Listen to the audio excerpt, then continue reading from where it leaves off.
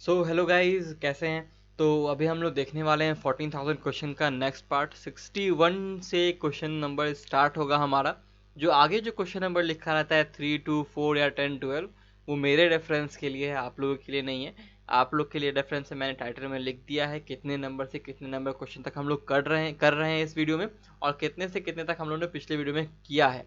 ठीक है ना, वो सारे के सारे बातें आप लोग को दिख जाएंगी। ठीक है, तो आगे बढ़ते हैं हम लोग अब।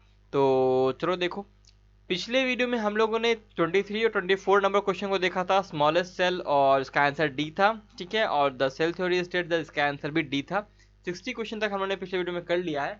अब हम लोग स्टार्ट करने वाले हैं यहाँ पर से, क्या बताओ इस क्या स्टार्ट करेंगे अभी हम लोग। अब हम लोग यहाँ से स्टार्ट करने वाले हैं हमारा नेक्स्ट क्वेश्चन। ठीक है, तो देखो ये जो स्लाइड है, ये स्लाइड जो है, difference in prokaryotic eukaryotic cell जो होता है वो हमेशा न्यूक्लियर मेम्ब्रेन से होता है। इंटरसेलुलर कंपार्टमेंट किसमें नहीं मिलते हैं हमें, not found in. Intracellular compartments are not found in, बताओ किसमें नहीं मिलता है हमें इंट्रासेलुलर कंपार्टमेंट। तो ये जो क्वेश्चन था 3 वाला, ये हम लोगों ने पहले किया है, इसलिए मैंने ज़्यादा कुछ पे डिफाइन नहीं किया। ठीक है ना, eukaryotic sales in nuclear membrane के कारण ये डिफरेंट होते हैं। और सेल वॉल और राइबोसोम तो दोनों में होता है, प्लांट में भी होता है, प्रोकैरियोट्स में होता है, राइबोसोम भी 70 और 80s दोनों अलग अलग होते हैं। इंट्रासेलुलर कंपार्टमेंट्स सिर्फ यूकेरियोट्स में होते हैं, ये ध्यान रखना। How many type of cells are known, how many type of cells are known, इसमें कितने टाइप ऑफ सेल्स हमें पता है आज, तो ये बताना है। तो ये जो आंसर होगा इसका, कितने टाइप ऑफ सेल्स प्रेजेंट है, तो बहुत लोग बोलेंगे कि इसका आंसर जो होता है वो होगा बी, यानी कि 2। लेकिन ऐसा है नहीं, इसका आंसर होगा 3। 3 तरह के सेल मौजूद होते हैं हमारे पास जो हम लोग देखने को मिलते हैं। एक तो पहला प्रोकैरियोटिक, यहाँ पे लिखा हुआ है यू, लेकिन यूकैरियोटिक भी, लेकिन बीच का जो एक होता है मीजोकैरियोटिक। और मीजोकैरियोटिक बस एक बचा है जो अभी हम लोग को एनसीईआरटी में दिया हुआ भी है, dinoflagellates. Dinoflagellates are mesokaryon type of cells, not they are not prokaryote, they are not eukaryote। ठीक है, लेकिन हाँ उसको हम लोग प्रोटिस्टा किंगडम में रखते हैं, बिकॉज प्रोटिस्टा भी एक तरह का यूकैरियोटिक किंगडम है। क्योंकि यहाँ पे आपको एक तरह का न्यूक्लियर मेम्ब्रेन देखने को मिलता है, लेकिन फुल्ली डिफाइंड न्यूक्लियस फिर भी यहाँ पे देखने को नहीं मिलता है। ये बीच का एक पार्ट है, कनेक्टिंग लिंक के बीच में है, समझ लीजिए। तो इसका आंसर जो होगा 3 होगा। ठीक है, आगे बढ़ते हैं।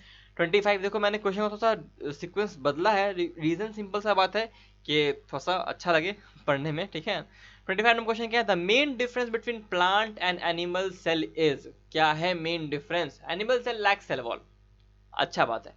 Plant cell has no cell wall, ये तो गलत बात है ना। Animal cell has a rigid cell wall, ये भी गलत बात है। Plant cell lacks cell membrane, ये भी गलत बात है। तो ये तीनों के तीनों गलत हो गए। आंसर क्या हो गया, ए हो गया आंसर हमारे पास। ठीक है, एनिमल सेल के पास सेल वॉल नहीं होता। सेल वॉल एक डिफिनिट कैरेक्टर है हमारे प्लांट सेल का, ये प्लांट सेल में देखने को मिलता है, जो कि उसको एनिमल किंगडम से बहुत हद तक डिफ्रेंशिएट कर देता है। एनिमल किंगडम में किसी भी एनिमल के पास सेल वॉल नहीं होता। एक ट्यूनिकेट्स है, ठीक है ना, यूरोकॉर्डेटा है, जिनके पास ट्यूनिक मेम्ब्रेन होता है बॉडी के ऊपर, जिसका जो ट्यूनिक का जो मॉलिक्यूलर स्ट्रक्चर है ना, वो कार्बोहाइड्रेट से बहुत सिमिलर है, सेलुलोज से बहुत सिमिलर है। ठीक है ना, इसलिए कई बार पूछा जाता है कि ऐसा कौन सा एनिमल है जिसके ऊपर सेलुलोज होता है, सेलुलोज का कवरिंग होता है। हालांकि एक्चुअल सेलुलोज वो नहीं है, फिर भी ऐसा क्वेश्चन पूछा जा सकता है, तो आंसर यूरोकॉर्डेटा होगा। ठीक है, ट्यूनिकेट्स होगा। नेक्स्ट क्वेश्चन देखते हैं 26, बताना है इसमें सबसे करेक्ट ऑप्शन क्या है। देखो यहाँ बहुत सारा लिखा हुआ है, लेकिन पहले देखो ए जो है, रॉबर्ट हुक ने क्या लिखा बनाया था, Micrographia. He was a great painter, बहुत अच्छे आर्टिस्ट थे ये, उन्होंने माइक्रोग्राफिया बनाया था। ग्राफिया इस किताब का नाम ही इसी कारण है, बिकॉज यहाँ पे आपको बहुत सारे ग्राफिक्स देखने को मिलते हैं। उन्होंने हाथ से बहुत सारी चीज़ों को पेंट किया है। जब उन्होंने हनी कॉम्ब लाइक स्ट्रक्चर यानी सेल का स्ट्रक्चर देखा था, तो उन्होंने उन सारी चीज़ों को, जिन जिन चीज़ों को उन्होंने देखा है माइक्रोस्कोप से, उन सब चीज़ों को उन्होंने अपने किताब में बनाया। उस किताब का नाम रखा माइक्रो, बिकॉज छोटे छोटे चीज़ों का डायग्राम था, है ना, सेल तो बहुत छोटा होता है, और डायग्राम्स था, ग्राफिक्स थे, इसलिए उनका नाम रखा था माइक्रोग्राफिया। तो आंसर ए का जो होगा 4 होगा। तो ए का 4 तो दो ऑप्शन में दिख रहा है, ई और डी में दिख रहा है, तो इन दोनों में इसको एक आंसर होने वाला है। Charles Darwin, origin of species इनका किताब है। ह्यूगो डिवेरिज ने म्यूटेशन थ्योरी दिया था, है ना। ह्यूगो डिवेरिज के म्यूटेशन थ्योरी को, लार्ज म्यूटेशन को साल्टेशन भी कहते हैं हम लोग, है ना, साल्टेशन भी कहते हैं। बहुत इंपॉर्टेंट क्वेश्चन है ये भी। एंड फिर आते हैं हम लोग, आगे बढ़ते हैं। तो इसके बाद देखो क्या है हमारे पास, लुइस पास्चर ने स्वान फ्लास नेक्स्ट एक्सपेरिमेंट किया था। तो ए का तो हमारे पास 4 हो गया, बी का 3 है ना, फिर सी का हमारे पास 1 है, और डी का 2 है। तो आंसर इसका हो गया डी हमारे पास। ठीक है, इसका आंसर क्या हो गया, डी हो गया। ओके, नेक्स्ट क्वेश्चन देखते हैं हम लोग 27 नंबर। तो अभी तक हम लोगों ने कितने क्वेश्चन देख लिए? 6th या 7th क्वेश्चन पे है ना, 5th या 6th क्वेश्चन पे। क्या कह रहा है ये question? Which of the following is absent in prokaryotes? कौन सा? अरे भाई सब एब्सेंट होते हैं, कोई भी एब्सेंट 2015 में आया है तो आसानी से रिपीट हो सकता है। इसका आंसर होगा all of the above, because ना ही गोल्गी बॉडीज होता है, ना ही न्यूक्लियर मेम्ब्रेन होता है, ना ही एंडोप्लाज्मिक रेटिकुलम होता है। ठीक है ना, तो 77 का आंसर हो गया हमारे पास डी। ठीक है, चलो आगे बढ़ते हैं। अब देखो फिर से नंबर 1 क्वेश्चन आया, लेकिन ये क्वेश्चन भी देखो बहुत ज्यादा पूछा गया है बहुत बार। देखो देखते हैं कौन, देखो हम लोगों ने अभी जितना भी और वाला क्वेश्चन देखा है ना, उसमें कुछ ना कुछ गड़बड़ निकल गया है। इसको भी देख लेते हैं एक बार। Which of the following structure between two adjacent cell is an effective transport way?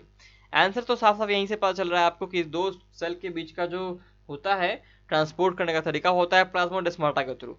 Cytoplasm of one cell is connected with the other through plasmodesmata. बिल्कुल सही आंसर, दोनों क्वेश्चन दोनों का इस बार सही है।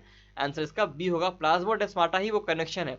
देखो जो ये दो सेल होते हैं, ठीक है, इन दो सेल के बीच में ना एक पाइप लाइक अरेंजमेंट होता है। ठीक है ना, यहाँ पे भी रहेगा, यहाँ पे भी रहेगा, तो बहुत सारे पाइप्स होते हैं। इन पाइप्स के कनेक्शंस को, इन पाइप्स को ही हम लोग प्लाज्मोडेस्माटा कहते हैं। यहाँ से प्लाज्मा मेम्ब्रेन, एंडोप्लाज्मिक रेटिकुलम भी एक सेल से दूसरे सेल तक कॉन्टैक्ट अपना बनाए रखता है। ठीक है ना, आगे बढ़ते हैं हम लोग।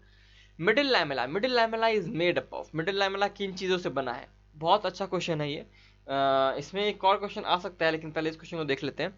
तो मिडिल लैमेला किससे बनता है? आंसर बताओ। आंसर इसका होगा calcium and magnesium pectate. Calcium is बहुत मोस्ट अबंडेंट एलिमेंट में से एक है मिडिल लैमेला के अंदर, और पेक्टेट बनाते हैं ये पहले, कैल्शियम मैग्नीशियम पेक्टेट। पेक्टेट का आपको मोनोमर यूनिट भी आ सकता है। जो ग्लूकोरोनिक एसिड होता है, गैलेक्टोरोनिक एसिड होता है, वो सारे के सारे पेक्टेट के मोनोमर यूनिट्स हैं। क्वेश्चन नंबर 3 देखते हैं। The internal layer joining the primary walls of the two adjacent sales, वो इंटरनल लेयर जो कि प्राइमरी वॉल्स को, दो सेल के प्राइमरी वॉल्स को, एडजेसेंट सेल को जोड़ता है। ठीक है ना, अब यहाँ ध्यान से देखो, मैं कुछ बताने वाला हूँ, ठीक है, समझना उस बात को। ये दो सेल है, ये एक सेल है, ये जब डिवाइड करेगा तो यहाँ पे सेल का फ्रैग्मोप्लास्ट आके जमा होगा, और सेल का फ्रैग्मोप्लास्ट क्या करेगा, एक सेल का बाउंड्री टाइप बनाएगा बीच में जब दो सेल डिवाइड करता है। तो ठीक है ना, ये प्लांट सेल का बात कर रहा हूँ मैं। सेंटर से स्टार्ट किया है क्योंकि ये सेंटर से बाहर की हो जाता है। ये एनिमल सेल नहीं है जिसमें कि सेल फरो मेथड होगा, यहाँ सेल प्लेट मेथड होता है। ये सेल प्लेट मेथड क्या करेगा फिर ना, ये जो सेल है, ये सेल के बीच में एक बन जाएगा एक लेयर, और इस लेयर को कहेंगे हम लोग मिडिल लैमेला। ये क्या है? ये मिडिल लैमेला है।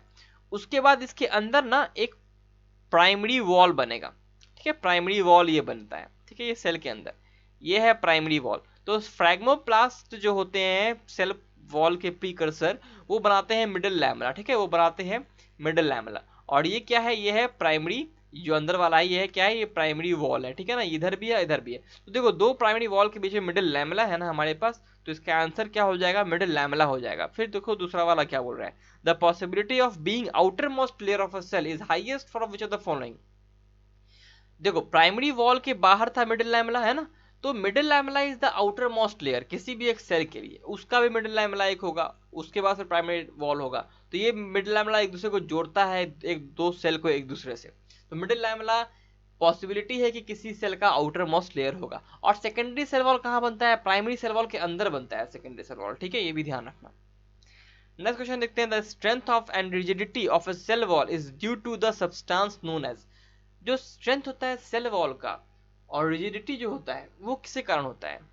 ठीक है, देखो स्ट्रेंथ और रिजिडिटी पूछ रहा है, तो इसका आंसर जो होगा वो लिग्नीन होगा। ठीक है, इसका आंसर जो होगा वो लिग्नीन होगा, ना कि सेलुलोज होगा। ठीक है, सेलुलोज स्ट्रक्चरल यूनिट ना, स्ट्रक्चर बनाता है, लेकिन रिजिडिटी और स्ट्रेंथ लिग्नीन प्रोवाइड करता है हमारे सेल वॉल को। ठीक है, 15 नंबर क्वेश्चन देख लेते हैं, अगले वीडियो में एक बार और देखेंगे। The most abundant substance in the middle lamella is pectin. Of course pectin ही, पेक्टेट ही बनाता है, मैग्नीशियम एंड कैल्शियम पेक्टेट बनता है, तो पेक्टिन ही मोस्ट अबंडेंट होता है मिडिल लैमेला के अंदर। ठीक है, तो ये था हमारे पास 10 क्वेश्चन के आसपास शायद, है ना, उसी के आसपास क्वेश्चन है इसमें, इस वीडियो में। और तब तक के लिए अगले वीडियो में मिलेंगे। Till then take care, study smart, work hard and stay healthy guys.